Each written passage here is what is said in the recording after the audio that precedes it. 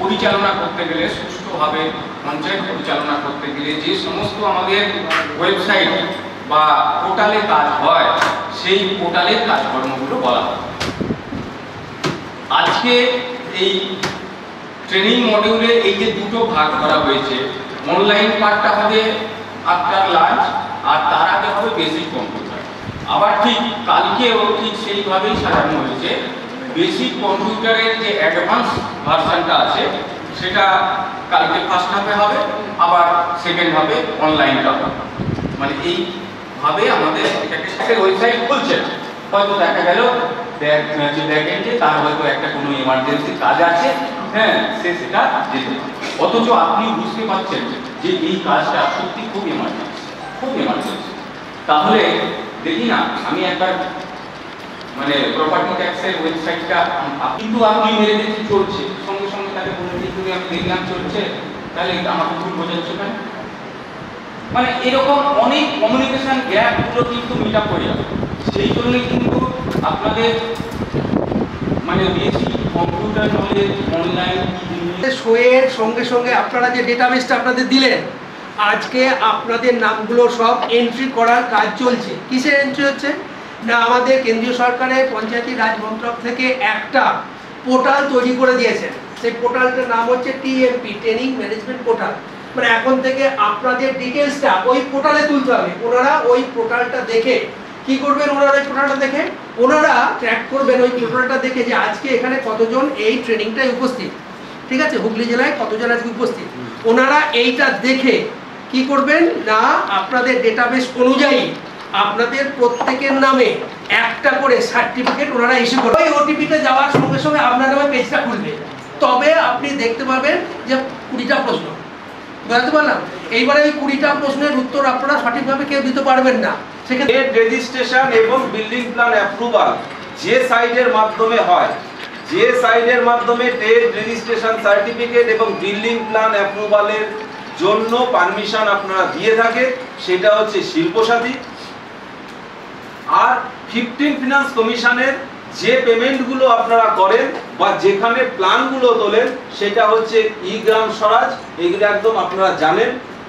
তারপরে আছে citizen chatter, তারপরে আছে পঞ্চায়েত পুরস্কার, পঞ্চায়েত পুরস্কারটাও বলবো, এবং তারপরে আছে মেরি পঞ্চায়েত অ্যাপ, নির্ণয় পোর্টাল।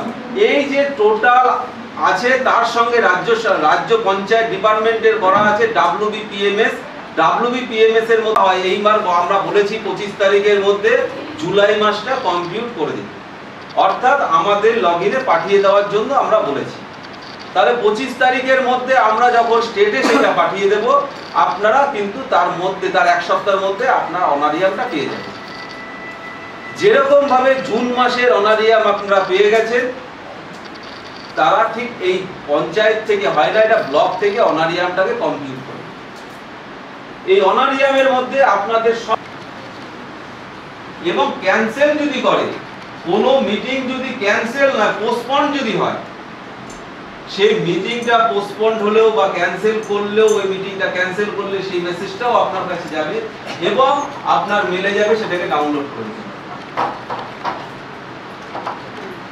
পঞ্চায়েতের এলাকাতে নেই, হয়তো কলকাতা বা অন্য কাজের সূত্রে বাইরে গেছে, তার সেখানে গিয়ে সার্টিফিকেটটা দরকার, সে আসতে পারছে না। সুবিধাটা দেখুন, সে অনলাইনে অ্যাপ্লাই করে দিল, আপনি যদি অ্যাপ্রুভালটা দিয়ে দেন তাকে, টোটালটাই আছে আপনাদের হাতে। যদি আপনারা অ্যাপ্রুভালটা দিয়ে দেন, সে যে লোকেশনেই থাকুক সেই লোকেশন থেকে কিন্তু সার্টিফিকেটটা প্রিন্ট আউট করে দেবে। তাহলে সুবিধাটা বুঝতে পারলেন।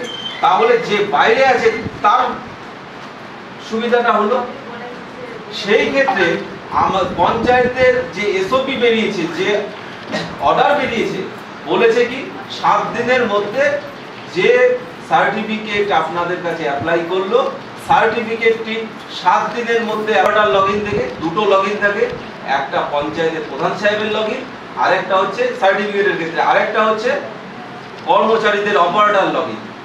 অপারেটর লগইন সার্টিফিকেটটাকে দেখলো, যদি মনে হয় সেই সার্টিফিকেটের এগেইনস্টে সে ইনকোয়ারি করবে, ইনকোয়ারি করতে পারে। ইনকোয়ারি করার পরে ইনকোয়ারি রিপোর্ট আপলোড করলো, করে আপনার লগইনের সার্টিফিকেটটা কোয়ারি পাঠালো, এবার আপনি যেটাকে যদি মনে করেন যে আপনি অ্যাপ্রুভাল দেবেন তাহলে দিয়ে দিলেন আপনার লগইন থেকে, যদি মনে করেন যে না আমি অ্যাপ্রুভ দেবো না, রিজেক্ট করে দেবো, রিজন দিয়ে রিজেক্ট করে দেবো। কিন্তু আমরা দেখতে পাচ্ছি দীর্ঘদিন, দেখুন খানাকুল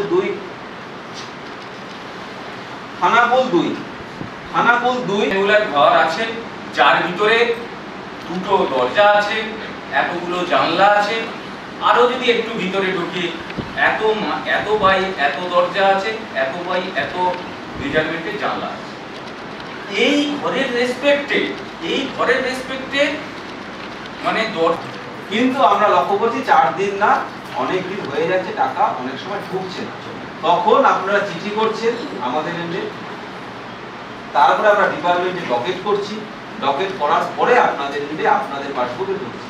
এটা খুব তাড়াতাড়ি, যেহেতু নতুন পোর্টাল লঞ্চ করেছে একটু সমস্যা হচ্ছে, আমরাও জানি সমস্যা। যে কোনো কাজ করতে গেলে, যে কোনো নতুন জিনিস যখন আসবে তখন একটু হ্যাজার্ড পোয়াতেই হবে, পোর্টালের ডিস্টার্ব।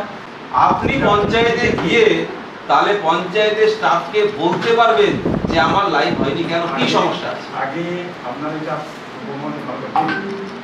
আমি প্রতিটি গোটা হুগলি জেলা পশ্চিম বাংলা বলছি পঞ্চায়েতগুলো কাজ আছে বললো বাড়িতে যে রাত্রে নিজে করছে তা তো হচ্ছে না, রাত্রি দুটো করছে করবেন বলুন। ম্যান পাওয়ার নেই, একটা সোহাগ নেই, একটা সেক্রেটারি নেই, যেখানে সেক্রেটারি সেখানে ইয়ে নেই, ইয়ে থাকে সেক্রেটারি নেই, বলুন তাহলে ম্যান পাওয়ারটা কাছে কাছেই বলুন। তাহলে আমাকে বলতে গেলে আমাকে ডিপার দিয়ে বলতাম ঠিকই আপনার তো ট্রেনিং গুলো করবেন না, বলতে পারবেন এটা বাস্তব।